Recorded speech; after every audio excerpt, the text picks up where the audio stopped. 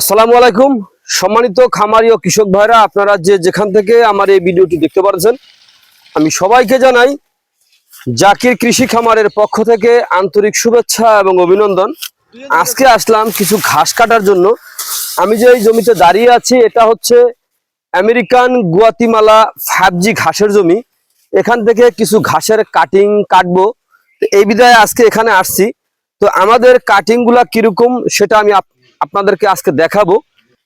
এই যে এখানে যে ঘাসটা দেখতে পাচ্ছেন, এগুলো হচ্ছে পাতাযুক্ত রসালো স্বাদযুক্ত ঘাস। দেখেন পাতার কোনো বিকল্প নাই, এত পাতা হয়ে আছে। এর এক একটি ঘাসের ঝোপায় প্রচুর পরিমাণে ঘাস হয়ে আছে। তো এই ঘাসটা আপনি কেন রোপণ করবেন? দেখ, এই ঘাসগুলো আপনার খুবই ভালো মানের একটি ঘাস। এই ঘাসের পাতা হয়, প্রচুর পরিমাণে পাতা হয়। এই ঘাসটা আপনার নরম। এই ঘাস গরু ছাগলকে খাওয়াতে কোনো প্রকার মেশিনের প্রয়োজন হয় না, এটা গোড়া থেকে কেটে দিলে সম্পূর্ণরূপে খেয়ে থাকি।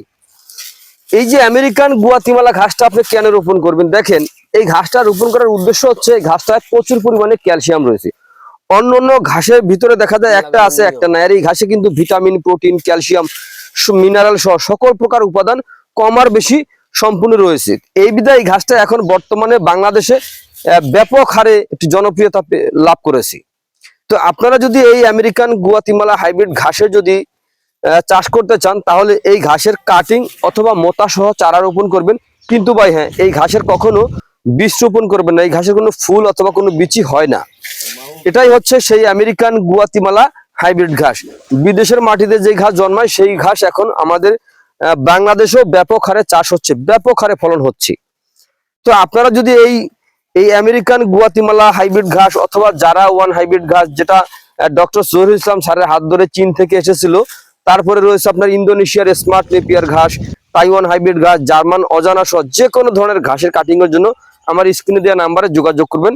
আমরা সারা বাংলাদেশে কুরিয়ার সার্ভিসের মাধ্যমে ডেলিভারি দিয়ে থাকি। চাইলে আপনি বাংলাদেশের যে কোনো জেলা অথবা উপজেলা থেকে সংগ্রহ করতে পারেন।